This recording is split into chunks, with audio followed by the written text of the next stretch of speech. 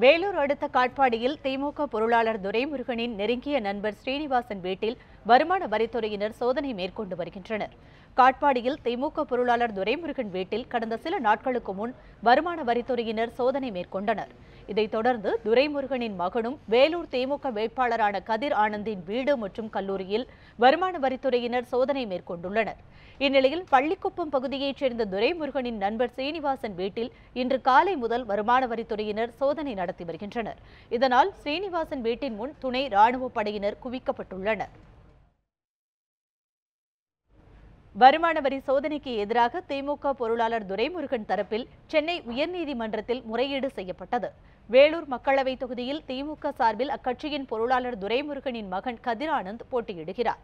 இந்நிலையில் காட்பாடியில் உள்ள துரைமுருகன் இல்லத்தில் வருமான வரித்துறையினர் கடந்த சில நாட்களுக்கு முன் சோதனை மேற்கொண்டனர். மேலும் கதிர் ஆனந்தின் வீடு மற்றும் கல்லூரியிலும் வருமான வரித்துறையினர் சோதனை மேற்கொண்டனர்.